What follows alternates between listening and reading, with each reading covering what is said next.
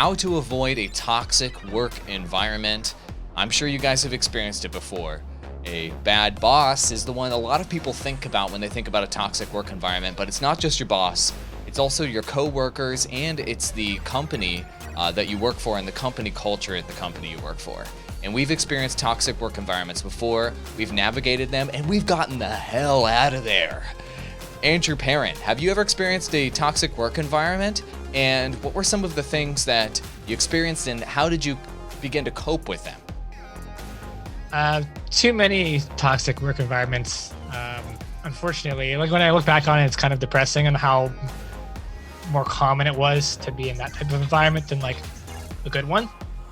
My first example, I think, is one where it was very subtly toxic. It's not overtly toxic. Like you've got a really bad manager or something who obviously is just not good at the job, and that makes it toxic. It was more of the killing of creativity and drive within its workforce. And like new initiatives, kill it. And not just, overtly destroy it, but kill it through kindness and niceness by roping you into meeting after meeting. It was all kind of a passive aggressive way of reducing everybody from doing anything unique or new or ambitious, and to just do like the status quo. And that was toxic. That was toxic for me because I like to do new initiatives. I was in a creator business to come up with new benefits for creators. That's what I wanted to do.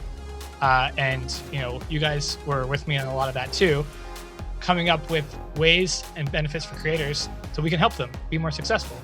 And every time we come up with a new idea, it would subtly get shut down and like derided, and we get brought into meeting after meeting after meeting and get explained in roundabout ways why that can't happen, even though we already did it. A lot of the time we would actually do all the work first, and then be like, okay, here we go. We got a benefit to deliver to creators. Let's do this. And then there was always some reason why that couldn't happen. That was toxic, really, really toxic.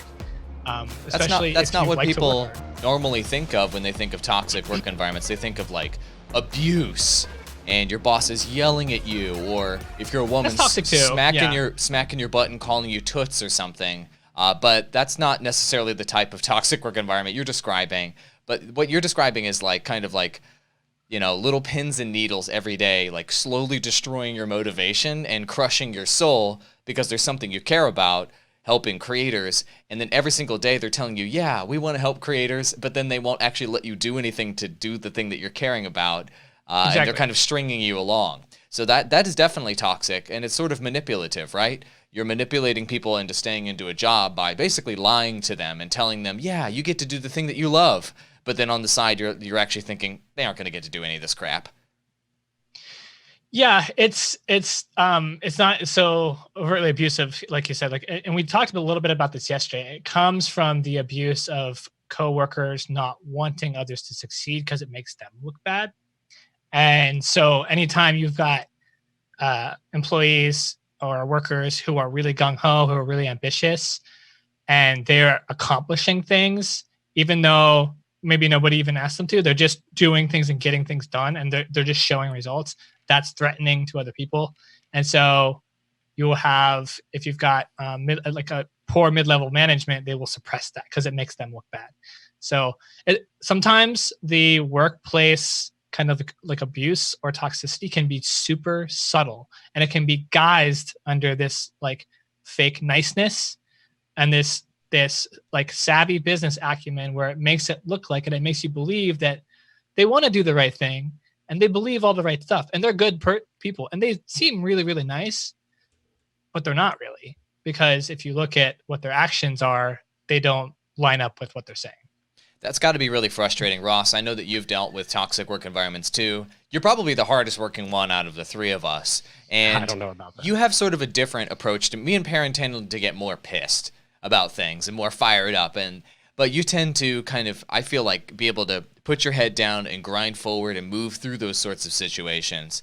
So you found yourself in a similar situation to Perrin, I know that. So how do you deal with these sort of toxic work environments where the people you're working with are smiling and they're going, you're great and I love working with you and keep up the good work, but really they're not letting you accomplish anything that you actually like, and so you're constantly being manipulated. How do you deal with those types of situations?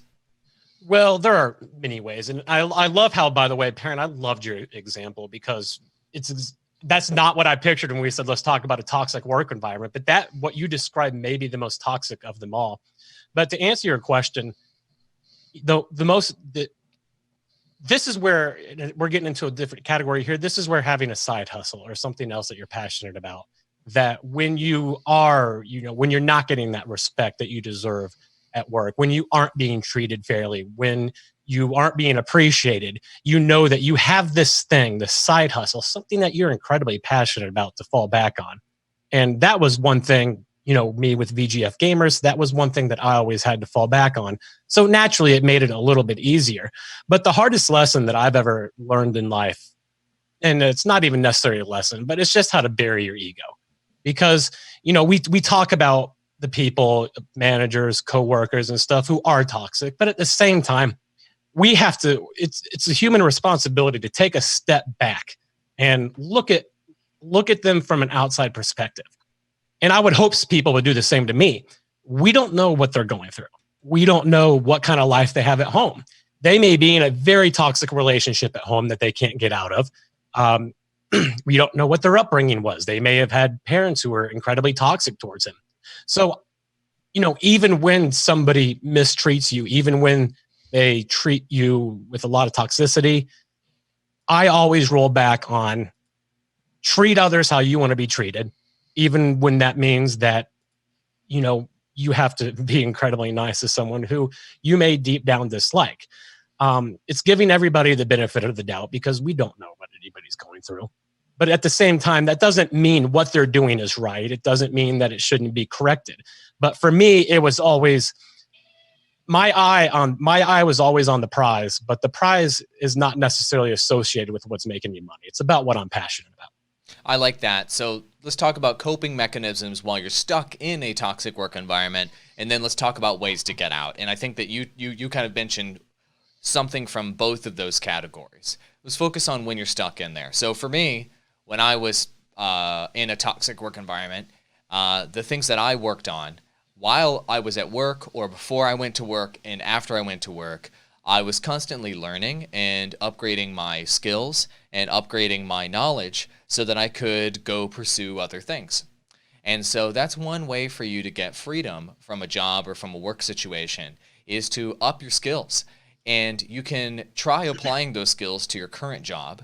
And what I mean by up your skills, I mean things like LinkedIn Learning, like Lynda, like watching YouTube videos, like buying Udemy courses when they're $9.99 on sale, and learning new digital marketing skills, video editing skills, graphic design skills, whatever type of skills you would like to acquire. They're almost all acquirable on the internet. Almost anything you can learn in college, you can learn on the internet for free or cheap.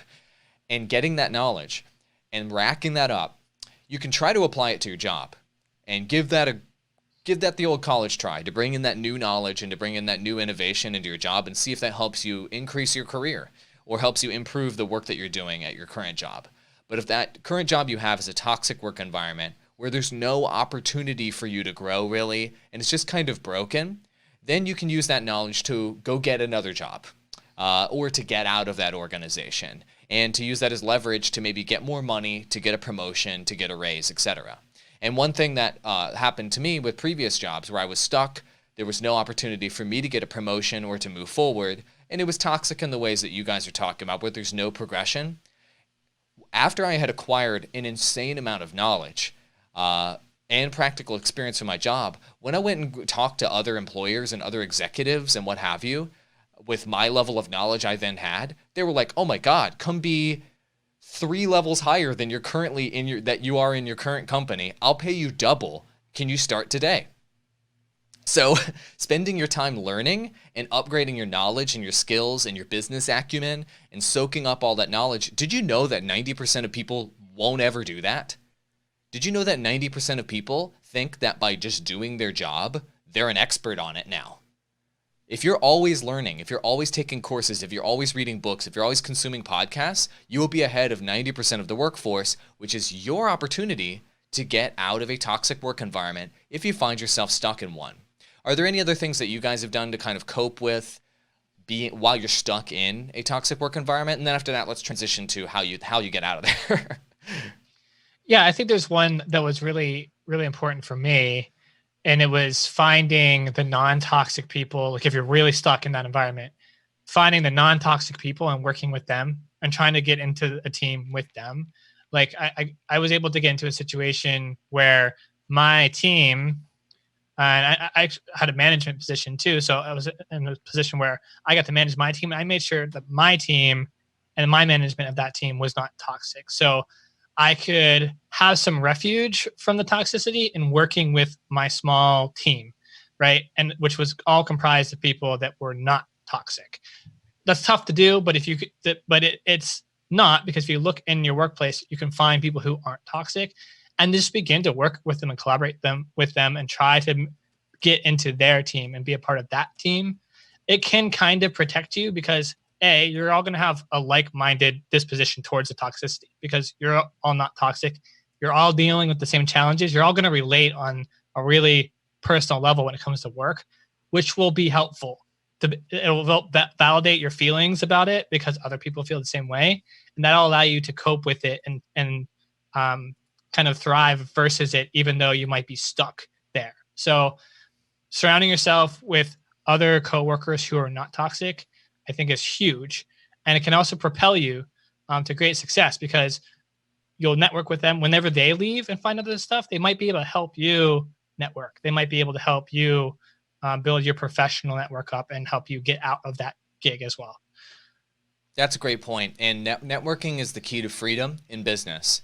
And that's one thing that the three of us have done here on this podcast. We share our contacts, we share our clients, and we share our best practices, and we share everything with each other because we love each other in business. And we know that if we're able to work with each other within a company or within an organization, that we know we're going to be working with rollers. And so if you can get with people that are like-minded, then these are the type of people you can trust to talk about that toxic work environment with, and then to come up with a game plan of how maybe you can all get the heck out of there if you needed to. And so let's talk about that.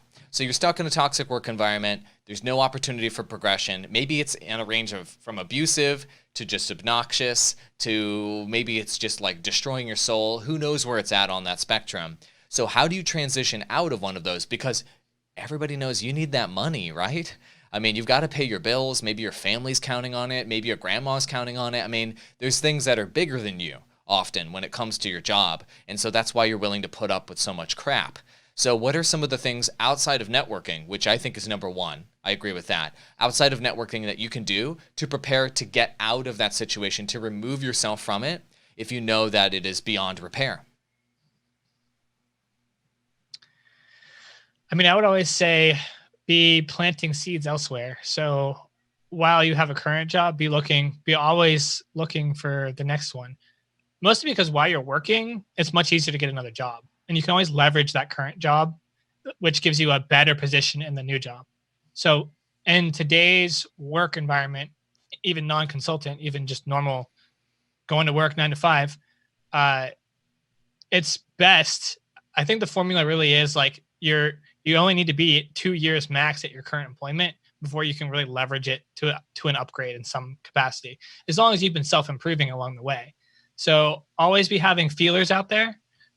And even if it's the old school route of like sending out your resume and having options, because even if those options don't work out, sometimes you can leverage the fact that you had a potential option for a better position at your current job.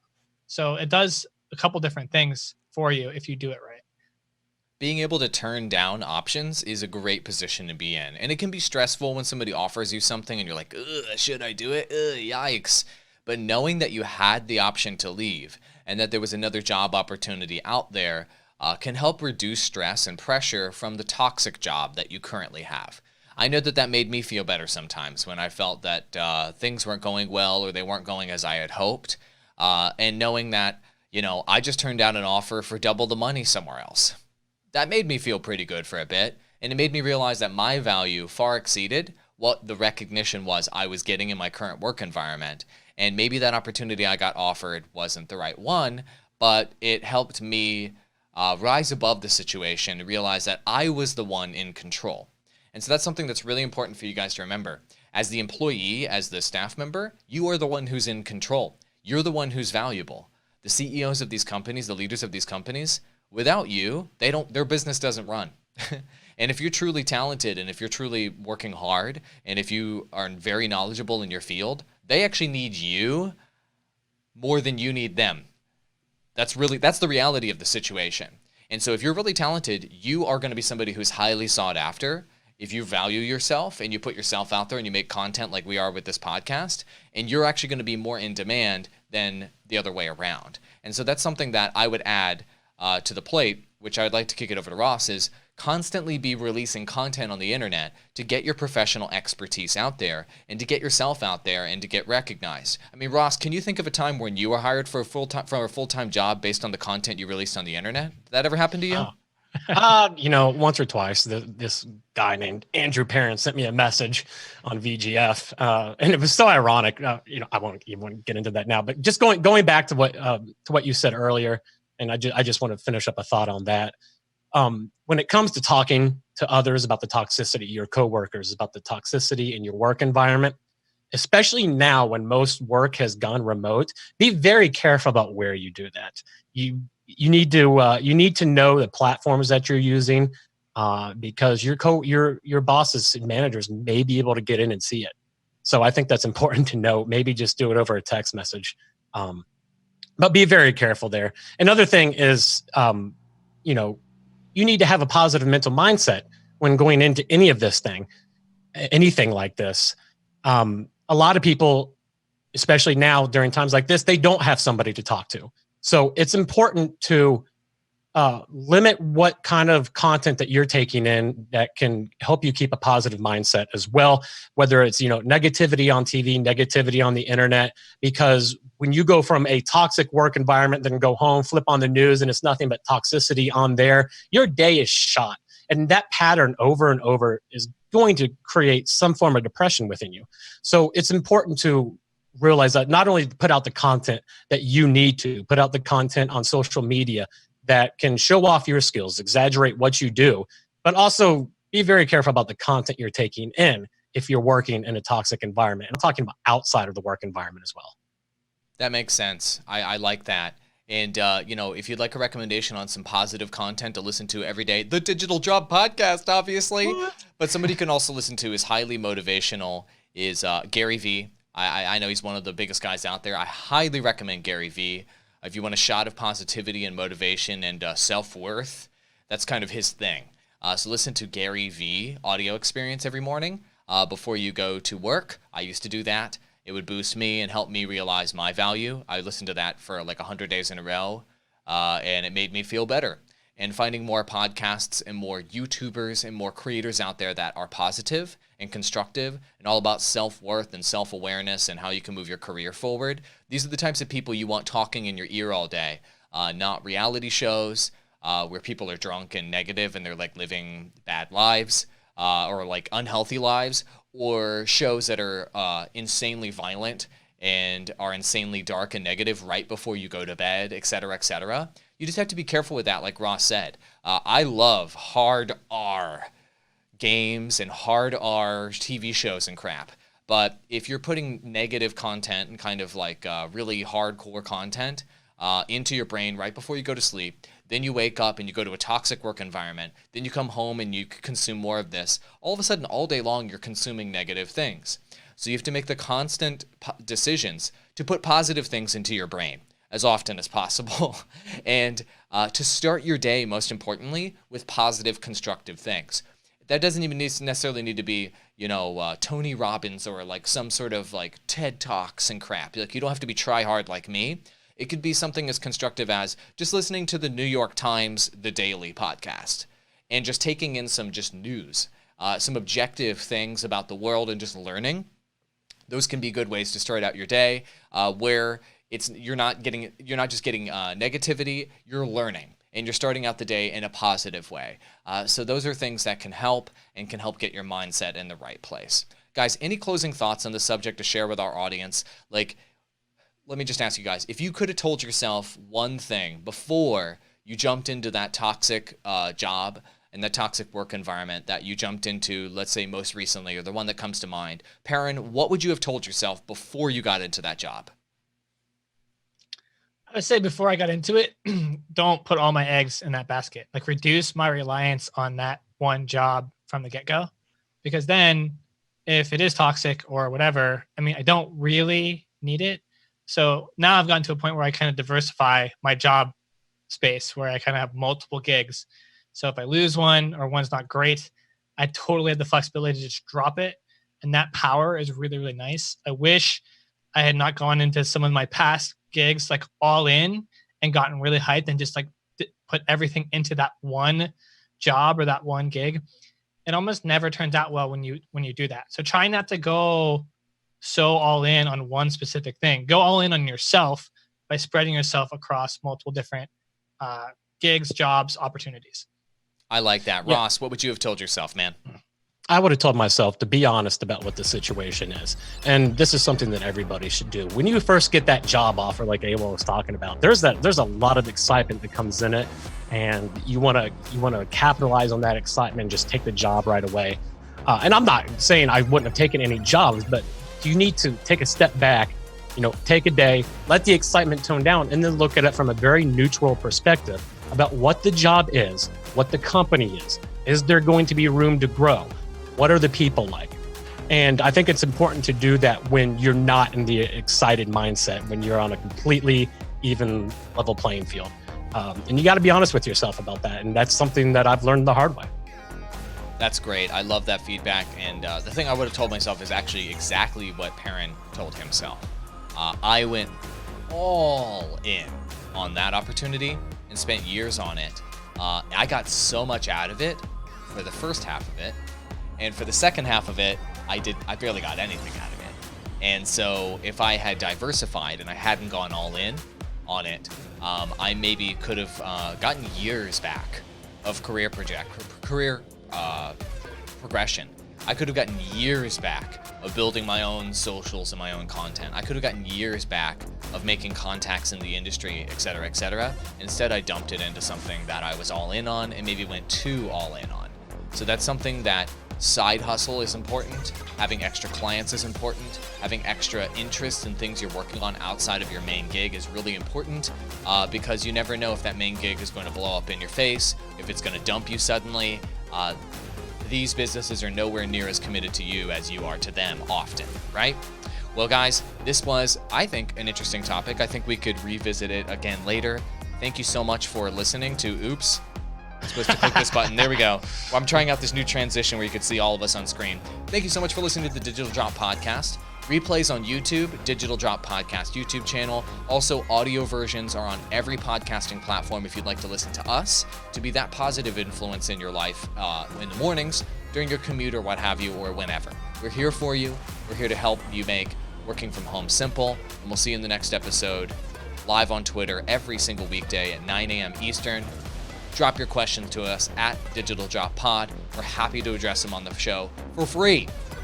Adios, amigos. Get in there and do what you love and get out of that toxic work environment as soon as you can. Adios.